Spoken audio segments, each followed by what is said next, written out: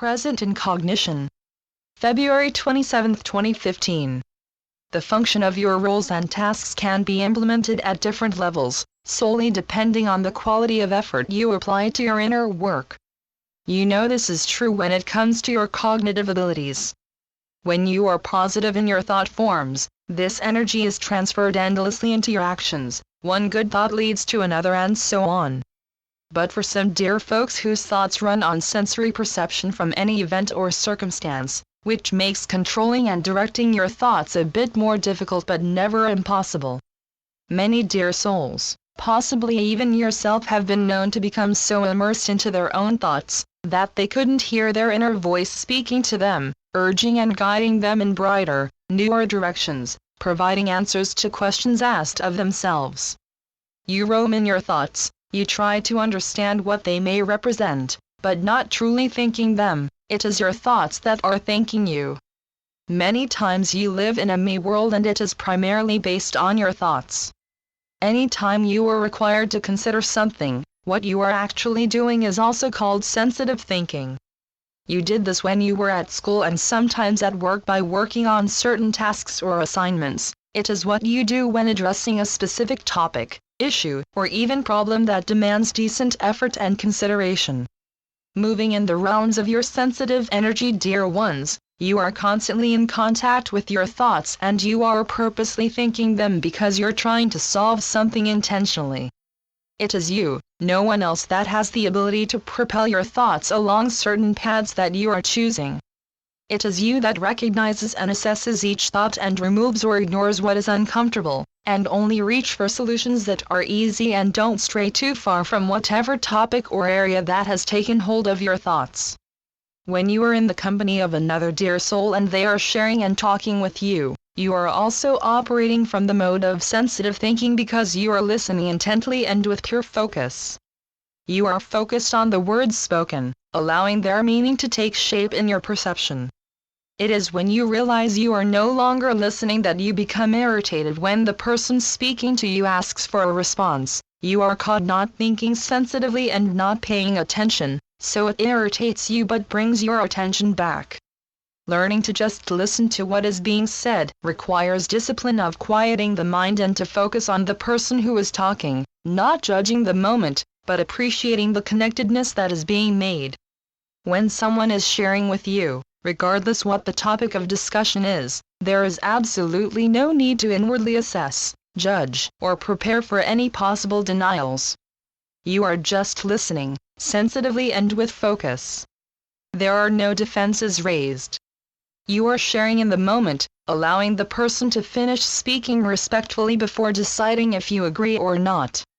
Taking the time to hear the person out fully, and taking the time to understand fully what is being said, helps lessen ignorance, and for you to see that what is common is the need to communicate, to share, because sharing promotes growth and development. It fosters respect and appreciation that all comes from active listening that emits sensitive, caring energy. When you are coming from a state of conscious energy, you are able to occupy your mind without putting too much thought or visual into it, but at the same time putting yourself fully into the moment. You have always been able to be present in pure cognition, which comes before and extends to more than mere thought. Here is where the great cognizant or knowing found in stillness is met, in the space of pure awareness that fills and holds everything, that includes every thought you can create. Being in this state, not even your ordinary thoughts can interfere or touch you when you are conscious and aware. When you stand in the background of your thoughts, in the space of all your experiences, you will see that everything will pass through this necessary space. Try to comprehend and to remember, dear ones, that you are always more than any particular content that is playing in your life. While standing in the consciousness of your mind, you are given the ability to expand your boundaries that are affected by your own thoughts. You are able to observe and address, see people, things, and objects, or even subjects by unswerving perception without your mind overworking or thinking it needs to be a filter. You are simply seeing things exactly as they are, purely, simply, and directly. True seeing is not as mysterious as many dear souls may think. All you are doing is allowing your thoughts to come and to go, not buying into them or allowing them to take over. You are observing them, but not reacting or responding with bias or irritation. You are just simply seeing and being. It is true, dear ones, the amount of pure energy that is at work in your mind, and the deeper your thought process is, will bring you to deeper insights. As you walk or even sit while contemplating on something that is pressing, you permit your mind to go over it. Your purpose to contemplate is not to fix the pressing issue, it is to allow your thoughts to come and go so your vision on the issue is clear and unclouded by emotional reactions and responses. You are not directed or controlled by your thoughts. By not becoming your thoughts, by allowing them to simply pass, you will be able to calm your mind, and as fewer thoughts enter, your vision of what to do next is less obscured. Deep thinking will always move you beyond your mundane thinking. It promotes cognizant stillness, improves awareness, and brings about deeper and more understanding insights. Now, if you take the time to question a particular subject or an issue that has come up that requires your immediate focus, one that demands understanding from you, determine the questions for more than a few days. Contemplate on the questions. Allow your thoughts to come while allowing yourself to be open to learn more on the subject or issue. Regardless if your own personal viewpoints are sound, you'll be astounded to learn how fixated and attached you have been towards your opinions, and whatever truth you thought you knew was merely an emotional attachment to the specific issue or subject. So much information can be gained merely by allowing your thoughts to come and to go, allowing the answers to come in due time, not by rushing and seeking, but by finding what you need to know is already there within you, not from any external source. As you can see, dear ones, deep thinking is the conscious energy of all stillness.